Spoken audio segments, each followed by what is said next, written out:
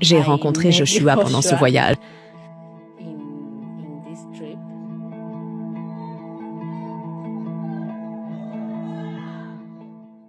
À cette époque, mes parents ont déménagé de Kibera vers un autre bidonville appelé Mukuru Kabuanjenga. Et c'était encore plus difficile car nous déménagions vers un bidonville censé être meilleur. Mais les choses devenaient plus difficiles. L'amour est aveugle. Mais pouvez-vous croire qu'un homme des bidonvilles kényans a épousé une belle Mexicaine ?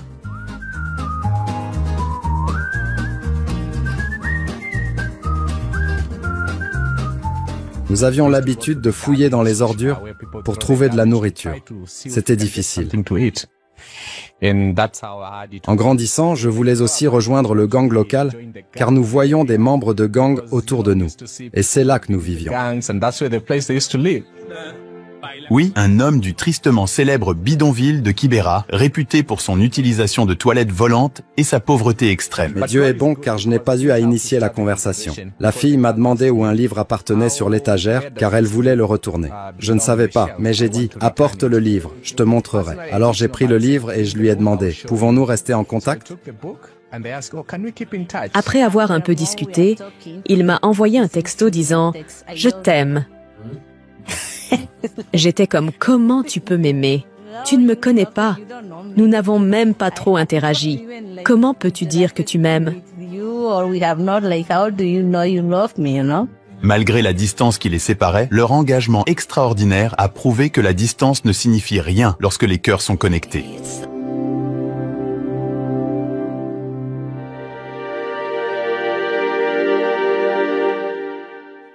Je pense que Joshua en avait assez de moi. Il avait l'habitude de me dire « Je t'aime » et je ne lui disais jamais rien. Il a dit « Tu sais quoi? Je pense que je dois décider et passer à autre chose si tu veux vraiment cette relation ou non. » Et vers octobre ou novembre, nous avons décidé de nous fiancer, même si nous ne nous étions pas rencontrés. Nous nous sommes fiancés sans nous rencontrer, juste par téléphone.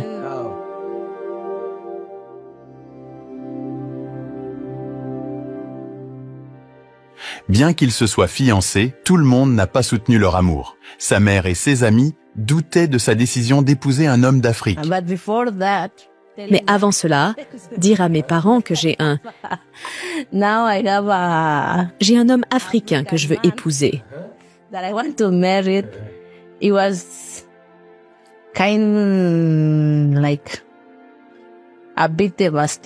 C'était un peu dévastateur pour ma mère quand elle a su cette histoire.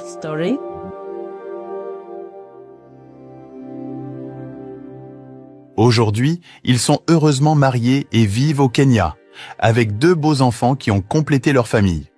C'est très intéressant parce que quand nous avons rencontré Rebecca, personnellement, j'étais sûr qu'il y avait des pâturages plus verts, de meilleures opportunités aux États-Unis. Elle y enseignait. J'avais déjà postulé pour faire mon master en études cinématographiques aux États-Unis. Il y avait quelque chose de très unique à propos du besoin et du désir de suivre cet appel qu'elle a.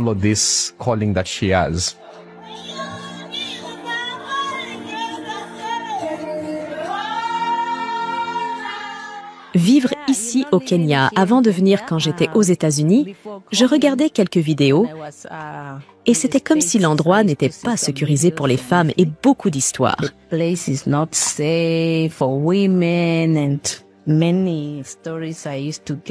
donc du genre, est-ce que c'est vrai? Vous entendez des histoires qui se passent dans les rues, mais quand je suis venue ici, j'ai l'impression que c'est très sûr.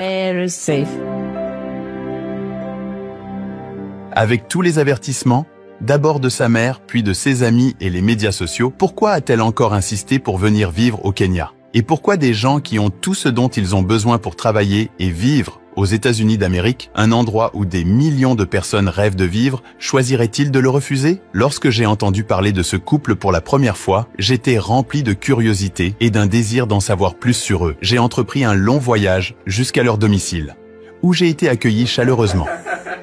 7 years. Yes. And you are here. That is good. This is Malachi and Eliana. Eliana. Yes. good name. The other name? Mikias. Mikias. Spanish name. Spanish name. Okay. Voici leur histoire.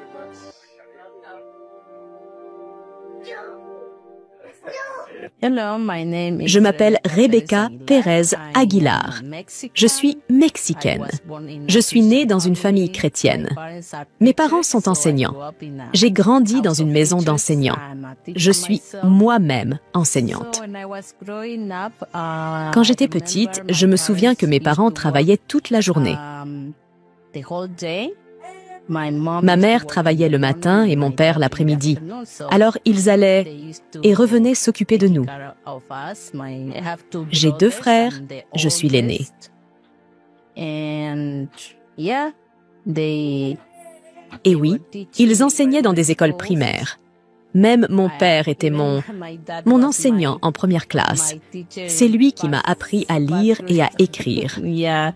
So he's the one who taught me how to read and write. My name is Joshua. Je m'appelle Joshua Niemungu et je suis né de nouveau. J'ai grandi dans les bidonvilles de Kibera à Nairobi, au Kenya. C'est là que je suis né et j'ai été élevé par une mère célibataire. Nous étions une famille de 5, donc j'ai 3 sœurs. Et ensuite, je suis le 4e enfant. Puis nous avons notre dernier-né. Grandir dans les bidonvilles de Kibera n'était pas facile pour nous, surtout en grandissant avec une mère célibataire. Je me souviens que nous survivions en moyenne à 2 à 3 repas par semaine, donc la plupart du temps, nous allions à jeun, et nous dépendions entièrement d'elle pour faire tout ce qu'elle pouvait. Parfois, elle lavait des vêtements pour s'assurer qu'au moins, nous avions quelque chose à manger. Sinon, ce jour-là, nous dormirions sans rien. Le logement posait problème à cette époque, car je me souviens que nous n'avions pas de toilettes. Donc nous avions ce qu'on appelle des toilettes volantes. Mais les toilettes volantes ne provenaient pas des gens de la région où nous vivions, mais de personnes qui vivaient en hauteur.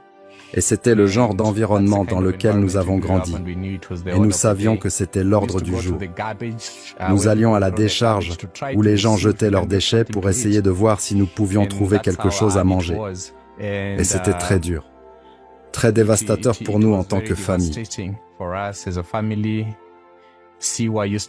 Voyez-vous, là où je courais à chaque fois, les égouts se rompaient. Parfois, on arrivait à la maison et la maison dans laquelle nous vivions, vous n'y croiriez pas quand il pleuvait. C'était comme si nous étions dehors. Mais vous deviez toujours payer le loyer de cet endroit. Rappelez-vous, nous ne dépendions que de ma mère pour faire toutes ces choses. Et tant de fois, nous dormions dehors. Et je me souviens qu'à ce stade, j'avais perdu un certain nombre d'amis à cause du choléra ou de la typhoïde, à cause simplement des maladies qui éclataient de ces endroits. C'était très courant. Mais en même temps, la chose à laquelle nous avons grandi, du moins j'ai grandi en regardant, c'est quand je grandissais, je voulais rejoindre le gang du quartier. Parce que, vous savez, nous voyions des gens qui étaient dans des gangs, et c'est là où je vivais. Et donc nous étions comme, « Oh, ça a l'air bien parce que vous voyez, ils peuvent arriver à joindre les 2 bouts. Ils peuvent subvenir à leurs besoins et à ceux de leur famille. » Mais nous ne connaissions pas les conséquences. Mais un jour, nous avons vu une famille être brûlée dans sa maison. Ils ont été torturés parce que les gens les ont attrapés en train de voler et sont venus chez eux et les ont brûlés jusqu'aux cendres. Et je me suis dit, non, je ne veux pas finir comme ça. Ce n'est pas ce que je veux faire. Mais même avec ça, nous n'avons jamais pensé à l'éducation parce que si vous avez du mal à vous nourrir, il n'y a aucun moyen de penser même à l'éducation.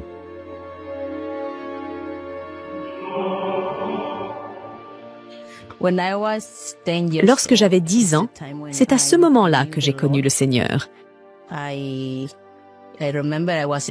me souviens que j'étais à l'école du dimanche et l'enseignante a dit « Qui a Jésus-Christ dans son cœur ?» Who has Jesus Christ in your heart? Like who has... So for me, Comment ça qu'il a dans son cœur? Je ne savais pas ce que ça voulait dire. Qu'est-ce les enfants levaient le doigt? Oh moi, j'ai Jésus-Christ dans mon cœur. Et moi, pourquoi je n'ai pas Jésus-Christ dans mon cœur? Mais après ça, elle a dit, Qui veut prier? Je me souviens avoir prié. Et c'est ainsi que j'ai accepté Jésus-Christ quand j'avais 10 ans. Et une chose que nous avons faite lorsque j'avais 11 ans, ma famille, nous avons changé d'église.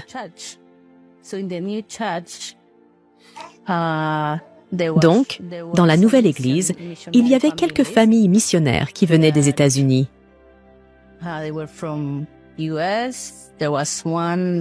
Il y avait une Coréenne. J'ai commencé à en savoir beaucoup sur les missions. Je suis allée à l'université pour étudier, pour être enseignante. Quand j'avais 10 ans, j'en étais sûre, Dieu veut que je fasse des missions quelque part. Je ne savais pas où. Et je suis allée à l'université, j'ai terminé. Mais je pense qu'après avoir terminé l'université, j'ai commencé à me concentrer tellement sur le travail et même dans mes études, parce que j'ai continué. J'ai fait ma maîtrise.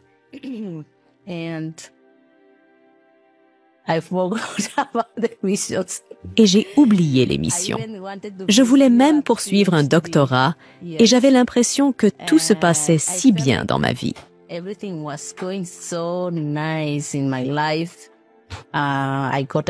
J'ai trouvé un emploi. J'étudiais après quelques années, 2 ans, j'ai été promue. Donc j'avais l'impression que je réussissais vraiment. À un très jeune âge, j'ai même acheté une maison. J'ai décidé que je devrais juste continuer. Pourquoi devrais-je attendre de me marier? Je peux faire ce que je veux.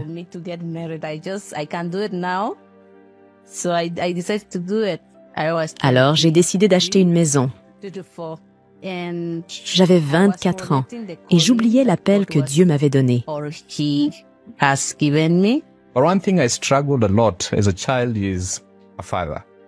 Mais une chose de laquelle j'ai beaucoup souffert étant enfant, c'est un père. Les enfants se moquaient de moi chaque fois qu'il y avait un conflit et qu'ils voulaient savoir qui est mon papa.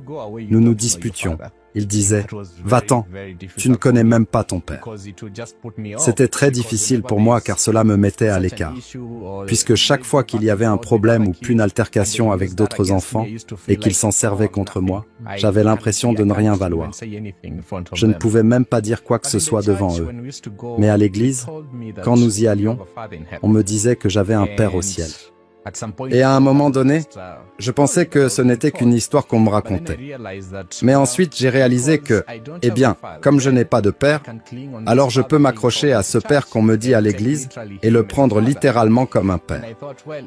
Et je me suis dit, tant que je peux dire aux autres que je connais mon père, alors cela changera l'histoire. Et donc chaque fois que nous nous disputions, je commençais à dire aux gens, oui, je connais mon père, et ils demandaient où il était. Et je disais qu'il était au ciel. Et pour eux, ils pensaient que je disais que mon père était mort. Ils se sentaient alors désolés pour moi et me consolaient. Mais ce que je voulais dire, c'est que j'ai un père au ciel. Donc, à l'âge de 8 ans, j'ai donné ma vie à Christ. Et à ce moment-là, mes parents ont déménagé de Kibera. Nous sommes allés dans un autre bidonville appelé Mukuru Kadobua Nyenga à cette époque, et c'était plus difficile parce que maintenant, nous allions dans un bidonville meilleur. Mais les choses devenaient plus difficiles. Nous avons continué comme ça. Nous sommes passés des bidonvilles. Nous sommes allés dans un autre endroit, à Makweni, dans un endroit appelé Emali. Et c'est là que nous avons commencé à vivre. Et cette fois, je n'allais pas à l'école. Donc, quand nous sommes allés à Emali, puis nous avons déménagé, sommes allés à Sultan Hamoud et les choses étaient très difficiles car là-bas, les choses sont plus chères et je me souviens que nous ramassions des déchets plastiques et des métaux et c'était la façon pour nous de nous procurer un repas,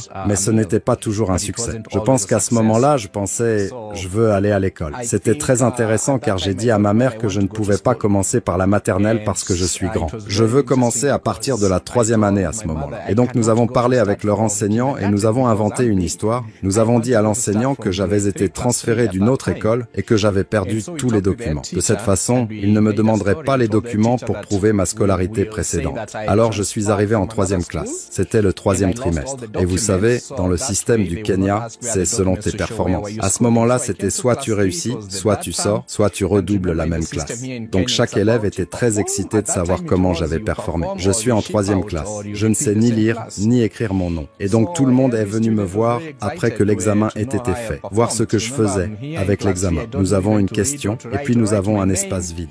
Donc je choisissais un mot de n'importe quelle phrase et puis je le remplissais dans les espaces vides car mon objectif était d'écrire quelque chose. J'ai obtenu des zéros dans presque tout. Tout le monde venait voir mes résultats, ensuite ils se moquaient de moi en disant « Joshua, tu es le premier de la classe ». Je suis rentré chez moi tellement heureux parce que je ne sais même pas lire le bulletin. Donc je suis rentré chez moi heureux et j'ai dit à ma mère « Oui, je suis le premier ». Et ma mère a regardé le bulletin et elle a dit « Joshua, tu es le dernier, tu es le numéro 54 sur 54 ». Mais elle a dit quelque chose qui a changé ma vie. Elle a dit « Tu peux faire mieux ». C'est ainsi que j'ai pu, on m'a dit de redoubler la même classe. Mais si je ne performe pas, je retournerai à la maternelle. Donc je suis allé en première classe. La première fois, j'étais le numéro 9. Et puis j'ai commencé à être le premier de la classe. Et c'est ainsi que j'ai pu passer par l'école primaire. Je suis allé au secondaire, j'ai bien performé, et ensuite je suis allé à l'université Daystar. Quand j'étais à l'université Daystar, je poursuivais des études en communication, et puis j'ai fini par me concentrer sur les médias électroniques, c'est-à-dire les études cinématographiques et les relations publiques. Je faisais une double majeure. Comment es-tu parti à l'université avec une telle histoire? Très bonne question. Ce qui s'est passé, c'est que j'étais sûr que j'avais bien performé et je voulais aller à Daystar. Je voulais aller dans une école chrétienne et j'ai parlé à des amis de l'église et d'autres amis et j'ai pu rassembler, je pense que c'était environ 100 000 shillings kenyans. J'ai dit aux gens que je cherchais 120 000 shillings et je disais que c'est les frais de scolarité pour toute l'année. Ensuite, ils vont à l'université Daystar et ils me disent que cet argent que j'ai ne suffit même pas pour un trimestre. Alors je leur ai dit que je chercherais, que je paierais par tranche. Je m'engageais à payer toutes ces tranches. Je ne sais pas où je vais trouver quoi, et quoi, parce que j'ai déjà parlé à tout le monde que je connais. Donc j'ai les 100 000 shillings, j'en ai payé 80 000, et les 20 000 étaient censés me permettre d'avoir une maison et un logement, ainsi que tout le reste, pendant que je cherche d'autres fonds pour payer les prochaines mensualités. C'est ainsi que j'ai pu rejoindre Daystar. Les gens m'ont juste soutenu, mon directeur d'école, mon pasteur, mes amis. Ils ont pu se rassembler et j'ai pu collecter cet argent. Mais maintenant, quand je suis arrivé à Daystar, j'ai réalisé que ce n'était pas suffisant pour le premier trimestre et je ne peux pas revenir vers eux pour leur dire parce que je leur avais déjà dit que j'avais besoin de ça pour toute l'année. Donc je suis allé à Daystar et j'ai juste fait confiance à Dieu pour qu'il pourvoie, le Père. Je me disais, mon Père fournira ses ressources. Et c'est ainsi que j'ai juste commencé, et ensuite j'ai fini par obtenir, j'étais dans la classe du fondateur de l'université, et il est venu et a commencé à m'aider parce que j'étais dans sa classe. Quand les gens partaient chez eux, même lorsque l'école fermait, je restais et travaillais avec lui. Et c'est ainsi que j'ai fini par apprendre la menuiserie, car il m'a formé. J'ai fait beaucoup de menuiserie. Il construisait une nouvelle maison. J'étais là pour aider et apprendre, et la plupart de mon mentorat dans ma vie, en fait, je l'ai reçu de lui. C'est ainsi que j'étais à Daystar. Et quand j'étais à Daystar, j'ai obtenu une bourse en 2e année à l'université de Daystar des États-Unis. Tout se passait bien pour chacun d'entre eux, mais alors un appel est survenu. Ils ont dû renoncer aux opportunités qu'ils avaient, ainsi qu'aux biens qu'ils avaient acquis, et se concentrer uniquement sur le ministère. Quelque chose s'est passé et m'a fait réaliser que ce n'était pas la façon dont il voulait que ça se passe pour moi.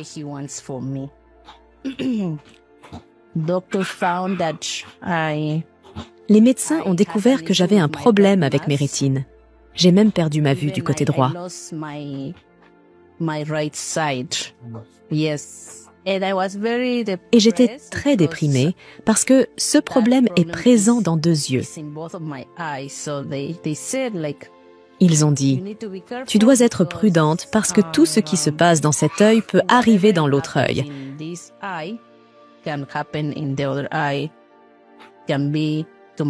Ça peut être demain, peut-être dans un mois, dans un an, ou ça peut ne jamais arriver.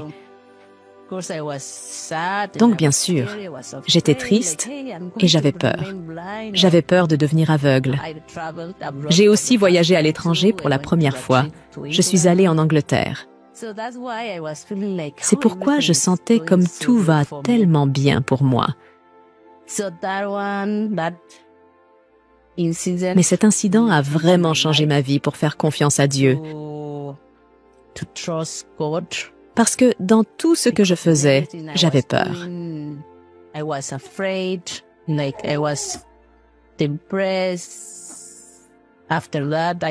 Après ça, j'ai perdu mon emploi parce que j'étais au lit pendant 3 mois. Je ne pouvais pas travailler. Et c'est alors que Dieu a dit que tu dois partir. C'est le moment pour toi de partir. Je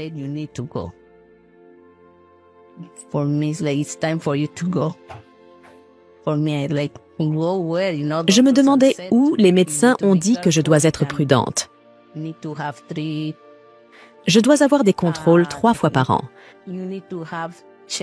Voir des spécialistes aussi. J'ai un autre problème à mon genou. Alors, comment veux-tu que j'aille quelque part?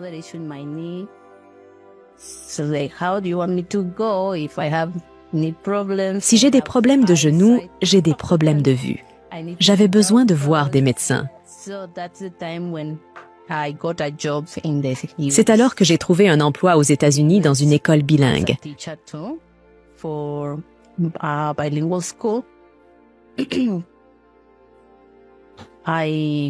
Je suis allée, j'ai voyagé aux États-Unis, mais je savais qu'y aller était encore un pas de plus vers ma mission. Oui, parce que quand j'étais là-bas dans l'église où j'assistais, ils prévoyaient de venir au Kenya.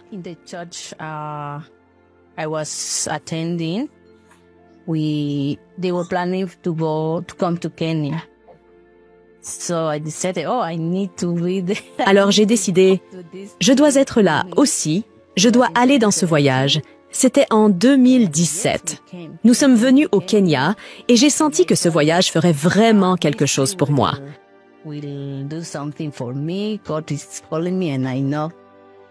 Dieu m'appelle et je le sais.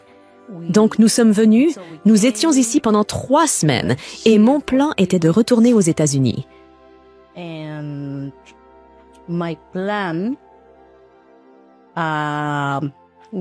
De quitter mon emploi et d'aller étudier les missions.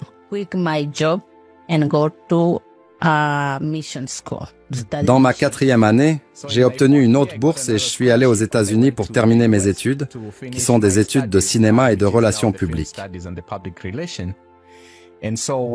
Et donc, lorsque j'étais à l'université de Bethel aux États-Unis, dans le Minnesota où je suis allé étudier, j'étais très excité par tout et je me disais que Dieu fait des choses. Et vers la fin de mes études là-bas, j'ai reçu une demande d'emploi.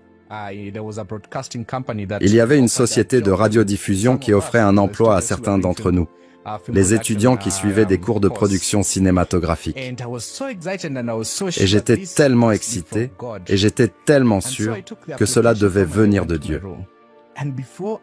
Alors j'ai pris le formulaire de candidature et je suis allé dans ma chambre et avant d'écrire mon nom, j'ai entendu une voix dans mon cœur. J'ai entendu une voix qui me parlait directement. Et la question était, « Joshua, m'as-tu consulté ?» Et j'étais tellement choqué comme quoi. Mon père me demande de le consulter. C'est lui qui m'a amené ici. Il n'y a donc aucune raison de consulter qui que ce soit. Il est évident que cela doit venir de Dieu, mais non, pas pour moi. Et je me sentais tellement mal de remplir ce formulaire de candidature. Et je n'avais pas la confiance pour partager cette histoire pendant longtemps. Parce qu'en tant qu'Africain, vous êtes aux États-Unis, vous avez cette opportunité. Votre famille lutte. Pourquoi pas? Vous ne pouvez même pas dire à quelqu'un que vous refusez une opportunité parce que les gens vous regardent comme si vous ne saviez pas ce que vous voulez dans la vie. J'ai donc rendu le formulaire de candidature sans le remplir et les gens étaient très choqués. J'étais tellement sûr que Dieu me disait clairement non, ce n'est pas ce que je veux que tu prennes. Et donc dès que j'ai terminé mes études, j'ai rendu visite à quelques amis aux États-Unis, puis je suis rentré au Kenya.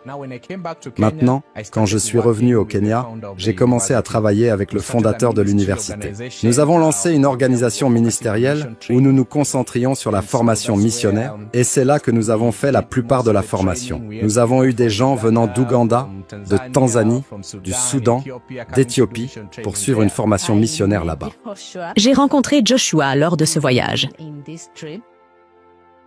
Je me souviens que nous avons visité l'université de Daystar. Il y travaillait à ce moment-là, et un jour nous nous sommes rencontrés, nous avons visité le Dr Smith, qui est le fondateur de Daystar. Nous avons déjeuné ensemble avec l'équipe. Joshua était là. Nous n'avons donc jamais vraiment eu le temps de parler en tête-à-tête. Nous avons juste échangé les contacts, et c'est tout.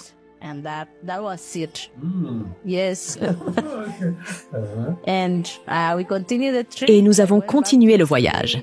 Je suis retournée aux États-Unis et nous sommes restés en contact. Nous avons commencé à partager tellement de choses et j'ai découvert qu'il avait vraiment un cœur pour les missions.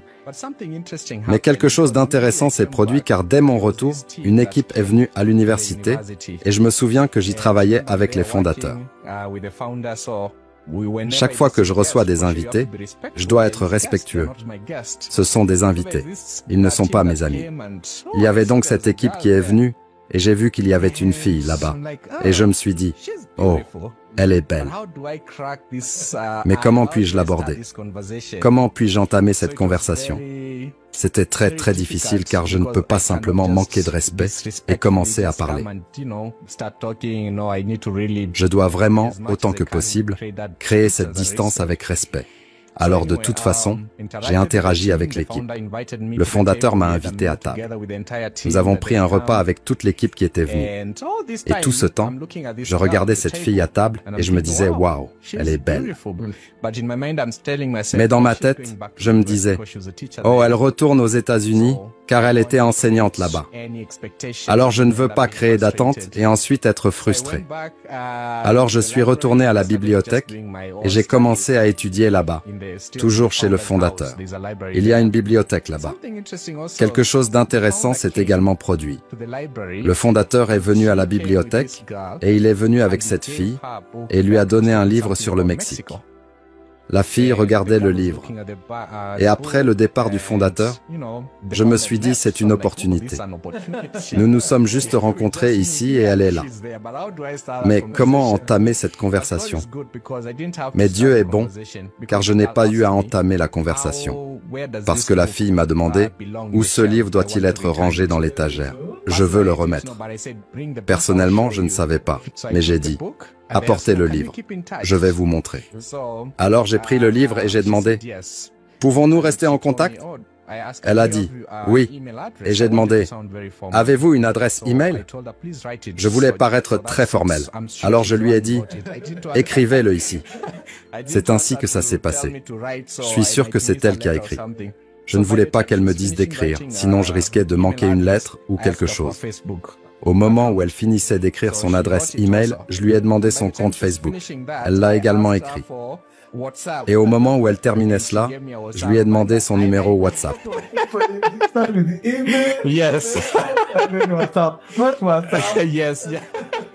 Puisque WhatsApp est très personnel. Alors j'ai commencé un peu plus loin. Alors je suis venu, et au moment où j'ai eu son WhatsApp, j'étais tellement sûr que l'un de ses moyens fonctionnerait. Alors elle est partie, et nous avons commencé à rester en contact, et j'ai commencé à lui parler. Après un mois, je me suis dit, non, je veux être très clair. Je suis sûr de ressentir de l'amour pour toi, et je ne te connais pas tant que ça. Alors après un mois, je lui ai dit, je t'aime, en un mois.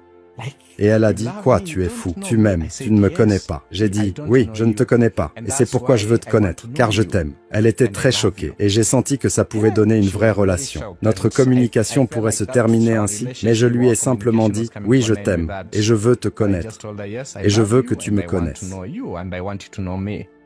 Il a également commencé à me dire qu'il m'aimait. Et je n'étais pas sûre de ça, car je ne sais pas. Et s'il ne disait pas la vérité? Alors j'avais vraiment beaucoup de doutes à ce sujet. À ce moment-là, je suis aux États-Unis, mais nous avons quand même beaucoup parlé.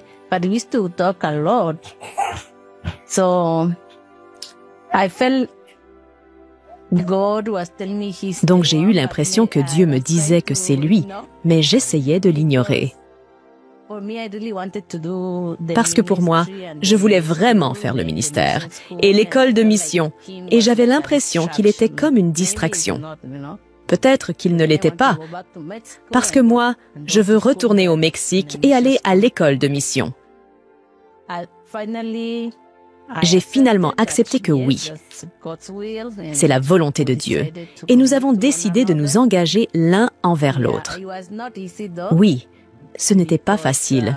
Cependant, je l'aimais vraiment. Je me suis battue contre ça.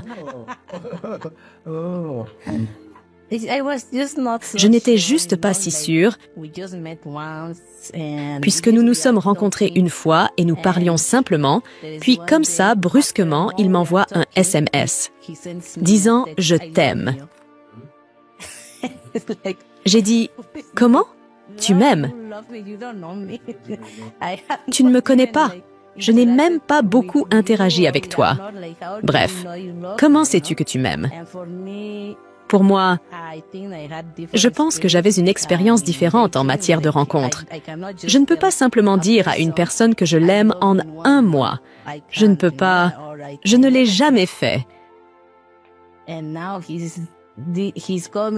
Maintenant, il m'appelle et me dit qu'il m'aime. Donc j'étais comme, je connais ce type. J'ai pensé qu'il allait trop vite.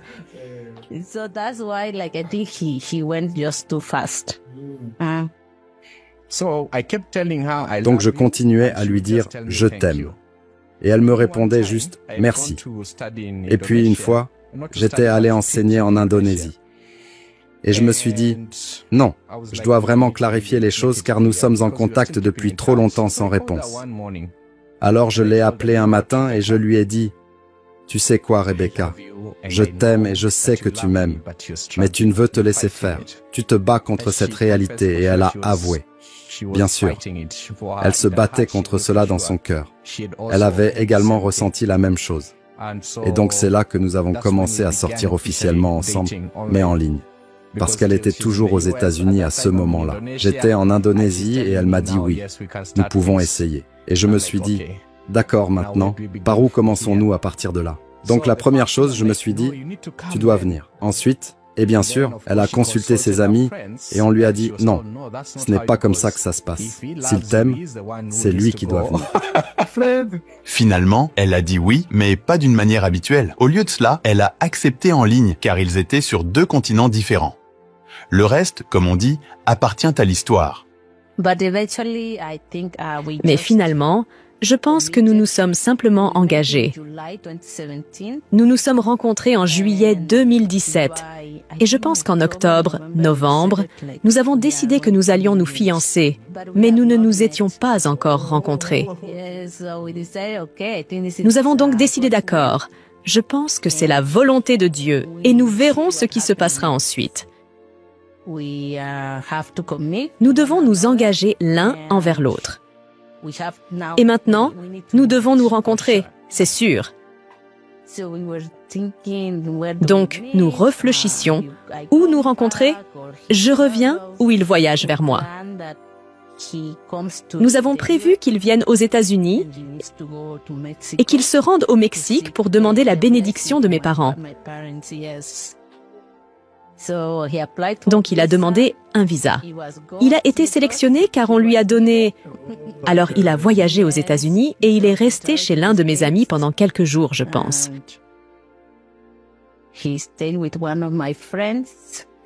Puis, quand j'ai eu une pause, les vacances de printemps, nous avons voyagé au Mexique. Oui, chez moi.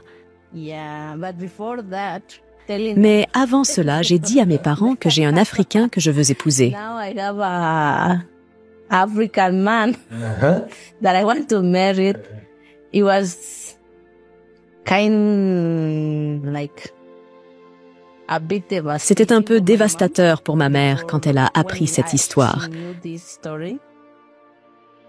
Parce que je pense qu'à ce moment-là, je lui manquais vraiment. Et pour elle, elle savait que je revenais au Mexique pour passer du temps avec. Mais là, je change l'histoire. Elle était donc très, très déprimée. Car j'allais partir loin d'elle. Je pense qu'elle était même malade. Elle est tombée malade. La dépression peut causer des maladies. Et elle est tombée malade. Je pense que c'était peut-être juste de la tristesse. Mais quand nous avons voyagé au Mexique avec Joshua et qu'elle l'a vu pour la première fois, c'est comme si elle ressentait beaucoup de paix quand elle l'a vu. Et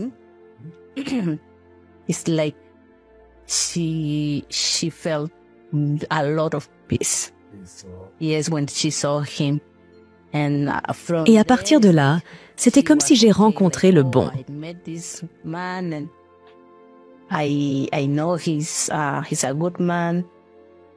Yeah, of course. Bien sûr, elle était restée un peu triste parce que, vous savez, je ne revenais pas.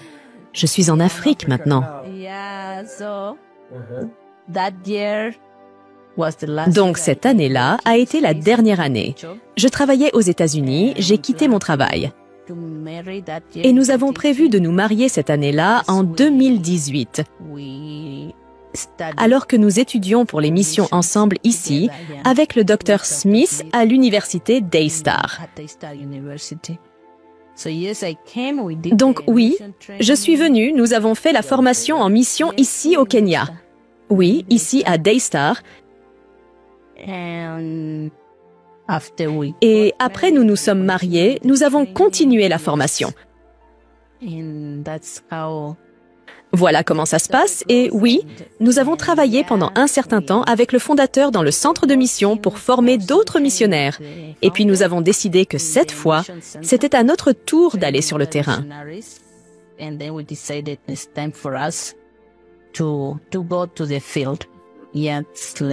Comme ce que nous faisons maintenant, travailler avec les Maasai. Donner des formations bibliques, former des pasteurs.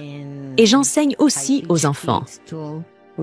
And then when somebody is going to start leading us in the prayer, you remember response 9. 9 meaning amen. 9. 9.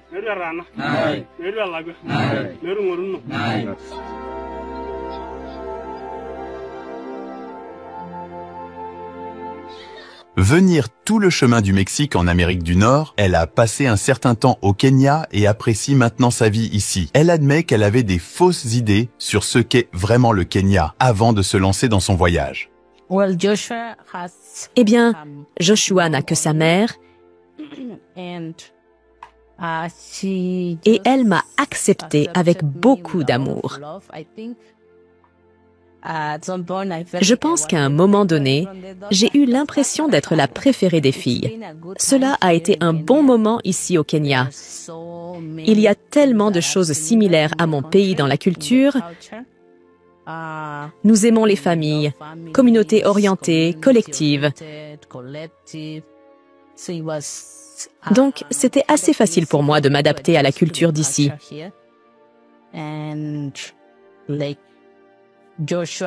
Et comme Joshua est très extraverti et sociable, contrairement à moi qui suis introvertie, tous ses amis sont devenus mes amis. Donc, c'était facile de m'adapter. Maintenant, nous voyageons généralement 3 fois, 2 fois, ça dépend, vers les villages Maasai où nous donnons des formations, des études bibliques là-bas. Avant de venir, quand j'étais aux États-Unis, je regardais quelques vidéos et c'était comme si l'endroit n'était pas sûr pour les femmes et beaucoup d'histoires. J'avais un peu peur. Est-ce que c'est vrai? Quand vous entendez des histoires qui se passent dans les rues, mais quand je suis venue ici, j'ai senti que c'était très sécurisé.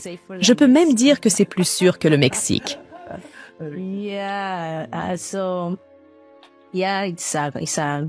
C'est un bon endroit pour les étrangers. Je trouve que c'est sécurisé.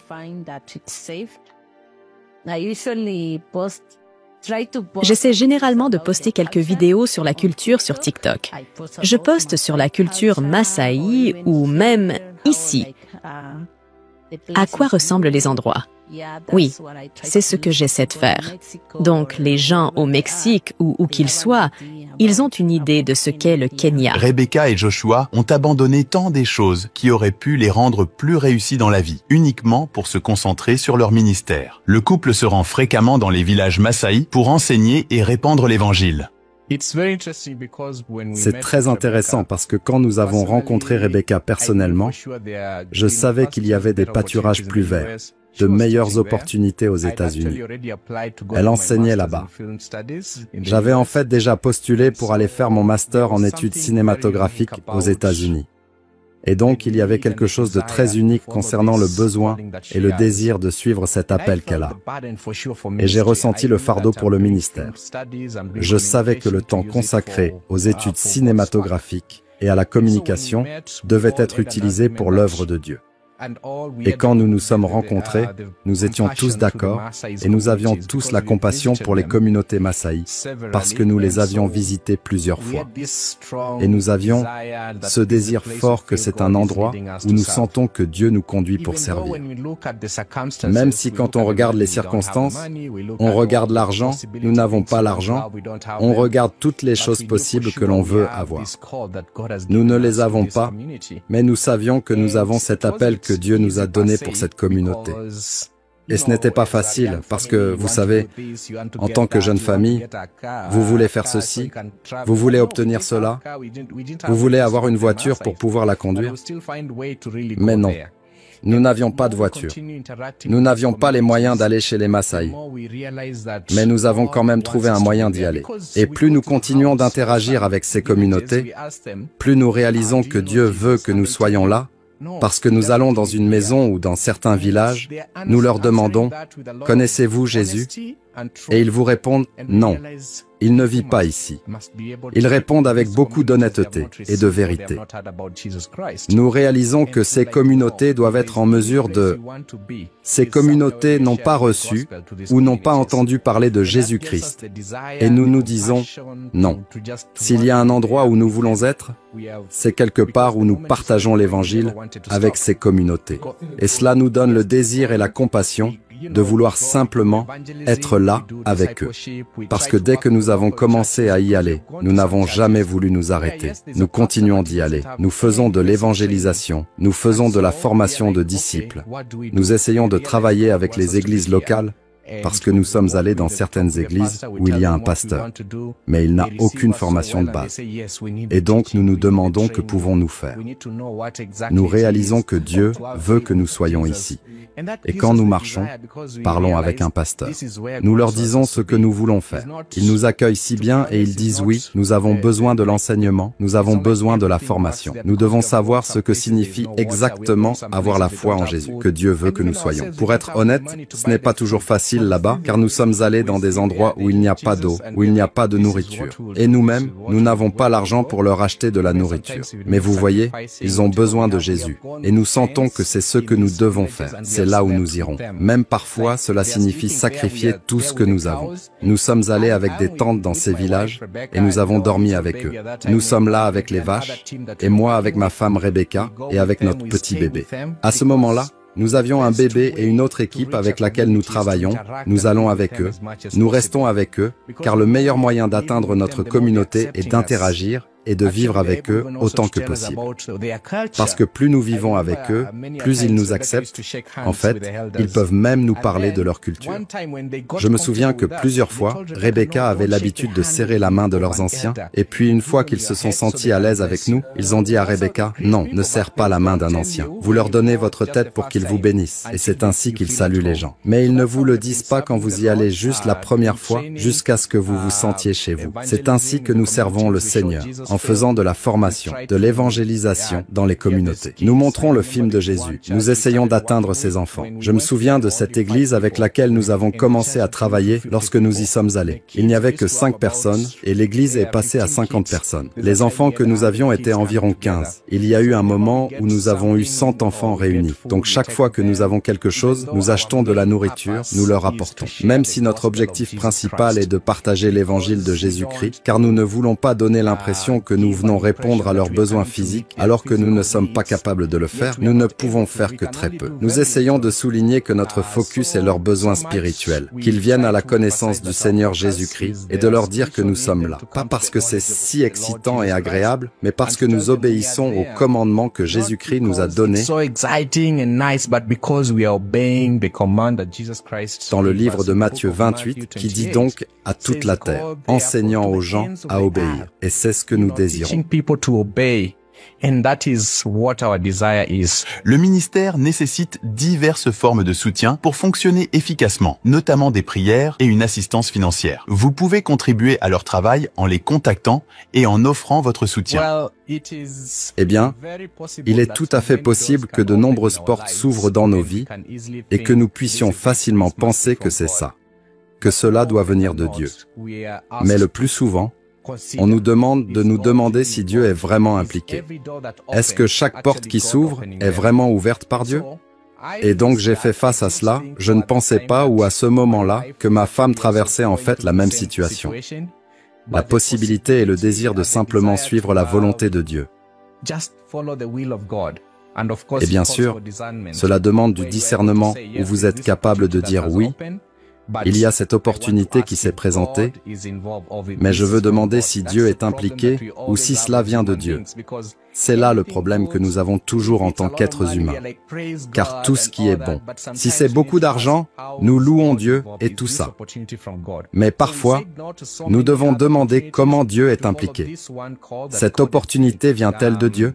Nous avons donc dit non à tant d'autres opportunités pour suivre celle-ci. Appelons cela la façon dont Dieu a ouvert nos vies pour faire du ministère et spécifiquement pour servir parmi les communautés Maasai. Pour être honnête, ça n'a pas été facile.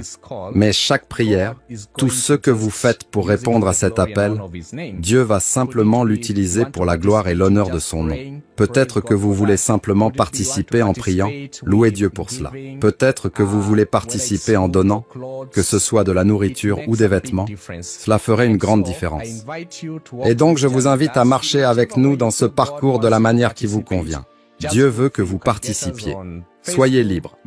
Vous pouvez nous retrouver sur Facebook. Mon nom est Joshua Jobgod, où nous avons des vidéos sur YouTube. C'est Joshua Nyamungu. Vous pouvez nous retrouver là-bas. Mais surtout, vous pouvez également nous contacter directement par email et nous pourrons vous envoyer nos rapports mensuels que nous envoyons généralement aux gens. Vous pouvez voir mon email en bas de l'écran. Joshua et Rebecca auraient pu avoir une vie encore meilleure en Amérique, car ils étaient éligibles. Cependant, ils ont choisi de ne pas se concentrer sur leurs propres intérêts, mais plutôt sur la mission de Dieu. Beaucoup de gens ont estimé qu'ils ont manqué une opportunité de réussir. Pour Joshua et Rebecca, cependant, ils croient qu'ils accomplissent leur dessein dans ce monde. Ils nous mettent au défi en montrant que, par-dessus tout, nous devrions d'abord comprendre la raison et le but de notre existence, puis vivre en accord avec cela.